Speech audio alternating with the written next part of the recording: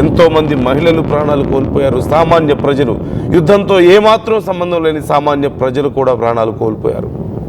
ఇప్పుడు గతంలో చేసినటువంటి పాపాల కంటే మరింత భయంకరమైనటువంటి పాపాలను చేయబోతున్నారా? ఒకవేళ అలాంటి ఆలోచన కానీ ఉందా? తమ దగ్గర ఉన్నటువంటి అమ్యునేషన్ రెడీగా పెట్టుకోవడంలో తప్పులేదు, కానీ ఒకవేళ ప్రయోగించాలన్న కారణంతో ప్రయోగించే ఉద్దేశం కనుక ఉంది అంటే మాత్రం ఖచ్చితంగా చరిత్రలో ఇప్పటికే 2 సార్లు చేసినటువంటి తప్పుని దిద్దుకోలేక ఆ అవమానాన్ని భరిస్తూ వస్తున్నారు, ఆ బాధని భరిస్తూ వస్తున్నారు. కానీ మరొకసారి ఆ స్థాయికి దిగజారే అవకాశం ఉందా?